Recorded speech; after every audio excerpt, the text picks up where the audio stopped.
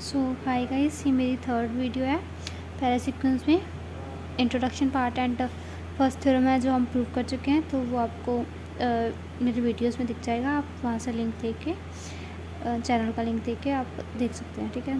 तो para sequence करके एक लिस्ट बनी है, उसमें जाके देख सकते हैं।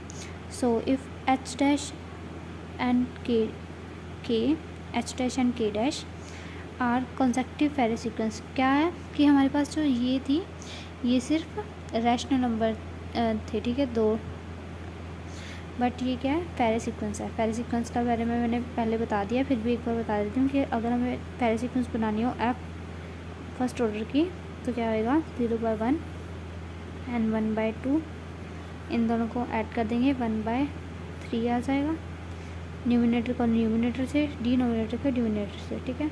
बट इसमें क्या है, वही टर्म्स आएंगी जो इससे लेस होगी। मतलब फर्स्ट ऑर्डर की है तो जो डिनोमिनेटर है ऑलवेज लेस देन और इक्वल्स टू 1 होना चाहिए। मतलब अगर एफ एन ऑर्डर की हुई मेरी सारी सीक्वेंस, तो जो मेरे डिनोमिनेटर्स है वो ऑलवेज लेस देन और इक्वल्स टू एन होने चाहिए, ठीक है। सिमिलरली अगर ये मेरी फर्स्ट ऑर्डर की है तो इसमें जो मेरे डिनोमिनेटर्स हैं वो लेस देन और इक्वल्स टू 1 होने चाहिए। सॉरी, यहाँ पे 1 आएगा, 1/1 लेते हैं हम, तो उस बेसिस पे ये 2 बन जाएगी, ठीक है। बट ये 2 जो है वो 1 से ग्रेटर आ रहा है, तो ये जो सीक्वेंस है वो इसमें नहीं आएगी, ठीक है। सिमिलरली F2 में क्या आएंगे, 0/1, 1/1, 1/2, 1/3, 2/3, ठीक है। अब ये टर्म्स जो हैं सिमिलरली आप देख सकते हैं कि इसमें डिनोमिनेटर 3 है, तो ये टर्म्स जो है नहीं आएंगी, बाकी की टर्म्स आएंगी यहाँ तक 0/1, 1/2, 1/1, ठीक है। सिमिलरली आप ऐसे ही चेक कर सकते हैं क्या क्या टर्म आपके पास आएगी, क्या नहीं आएगी। ये जो मेरे पास है 2 कॉन्जिक्यूटिव पैरा फ्रैक्शंस है, मतलब एक से बाद सीधा। जैसे अब ये जो थी है तो ये भी कॉन्जिक्यूटिव सीक्वेंस है ना, बट इसमें क्या है, हम जब पैरा सीक्वेंस की बात करते हैं तो कॉन्जिक्यूटिव सिर्फ ये मानी जाएंगी, ठीक है। मतलब अगर सेकंड ऑर्डर की बात कर रही हूँ तो उसके बाद ये कॉन्जिक्यूटिव मानी जाएगी। फर्स्ट ऑर्डर के लिए ये कॉन्जिक्यूटिव है, सेकंड ऑर्डर के लिए ये है, ठीक है, अप टू सो ऑन ऐसे करके, ठीक है। तो इस सिमिलरली ये मेरे पास 2 कॉन्जिक्यूटिव पैरा फ्रैक्शंस गिवन है, F n there k and k plus k dash is greater than n. ये हमें प्रूव करना है, ठीक है, ग्रेटर देन एन होगा। तो ये मैं सीक्वेंस लेके चली हूँ। अगर कॉन्जिक्यूटिव पैरा सीक्वेंस है तो ये मेरा हमेशा लेस होना चाहिए इससे, क्योंकि हमें पता है ये हमारी जो नेक्स्ट टर्म होती है वो प्रीवियस वन से ग्रेटर होती है, ठीक है। तो मेरे पास एच डैश बाई के डैश है, वो always greater then H by के होगा। और कॉन्जिक्यूटिव पैरा फ्रैक्शंस, तो मैंने एक थ्योरम जो पीछे प्रूव करवाई थी उसका रिजल्ट उठाया है कि अगर मेरे पास 2 रैशनल नंबर्स हैं, ठीक है, और वो ऐसे, मतलब कोई भी 2 रैशनल नंबर के लिए मैंने ये थ्योरम प्रूव कराई थी कि अगर 2 रैशनल नंबर हैं एच डैश के डैश एंड एच बाई के, तो उनके बीच में एक ऐसा नंबर एग्जिस्ट करता है, ठीक है।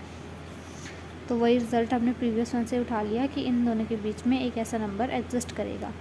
इसे याद रखने की ट्रिक क्या है कि फर्स्ट वन के साथ हमने ए लगा देना है, सेकंड वन के साथ बी लगा देना है, ऐड कर देना है। सिमिलरली यहाँ पे ए लगा देना है, यहाँ पे बी लगा देना है, ठीक है, ऐड कर देना है। ये याद रखने की ट्रिक है, ठीक है। तो उसके बाद आगे क्या है,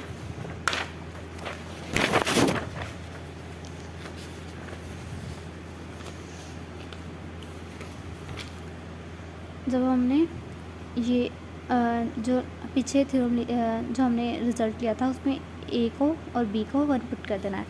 हमारे पास पीछे रिज़ल्ट क्या था, H by K is less than A H plus B H dash over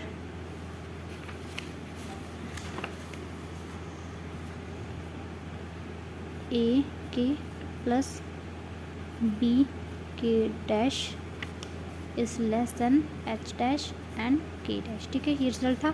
अगर इसमें मैं ए और बी को 1 पुट कर दूँगी तो मेरे पास क्या आएगा, ये रिज़ल्ट बन जाएगा, h plus h dash b k plus k dash, ये बन जाएगा ना।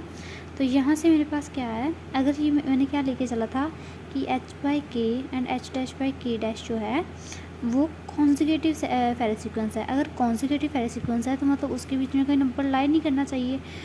बट फेरे सीक्वेंस हम कैसे निकालते हैं, जैसे मैंने पीछे दिखाया था 0/1, 1/, ये मैं फर्स्ट ऑर्डर की लेके जाती हूँ 1/1, ठीक है, सेकेंड ऑर्डर की। तो इसमें क्या आएगा, 1 नोमिनेटर को न्यूमिनेटर से ऐड कर दिया और डिनोमिनेटर को डिनोमिनेटर से ऐड कर दिया। तो ऐसे ही अगर न्यूमिनेटर को न्यूमिनेटर से ऐड कर दिया h+h' एंड डिनोमिनेटर को डिनोमिनेटर से ऐड कर दी तो k+k'।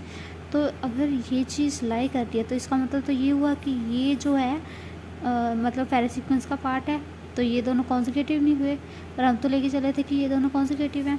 सो मेरे पास ये क्या है, हम फेरे सीक्वेंस में मैंने पीछे बताया कि वही नंबर लेते हैं जो इस n से हमेशा लेस हो, है ना। तो मैं ऐसे ही बोल रही थी ना, Fn here n is always greater than denominator, ठीक है। जो मेरा n है वो हमेशा ग्रेटर होगा डिनोमिनेटर से। तो इसीलिए मैं यहाँ पे क्या कह दूँगी कि ये मेरी चीज़ नहीं हो सकती। क्यों? क्योंकि मैंने ये कहा था कि ये दोनों कॉन्सेक्यूटिव फेरे सीक्वेंस है, तो ये नंबर इसमें एग्जिस्ट नहीं कर सकता। सो इसे ना एग्जिस्ट करवाने के लिए मुझे इसे ग्रेटर देन n कहना पड़ेगा, ठीक है। सो मैंने क्या कह दिया कि n लेस देन नहीं हो सकता, k+k' is less then n नहीं हो सकता। क्यों नहीं हो सकता? क्योंकि मैं h+h' and k+k' is also Farey fraction show हो जाएगा अगर ये चीज़ ट्रू हुई तो, which is not true. So as h/k and h'/k' are consecutive Farey fraction, so k+k' is greater than n, ठीक है। ये बात लिख रखी है कि अगर ये मेरा इसमें लाई करेगा तो ये भी एक फेरे फ्रैक्शन का पार्ट हुआ, जो कि नहीं होना चाहिए, ठीक है, क्योंकि मैं ये कॉन्सेक्यूटिव लेके चली हूँ। तो इसलिए मैं इसे ग्रेटर देन n प्रूव करवा दूँगी, ठीक है। Thank you.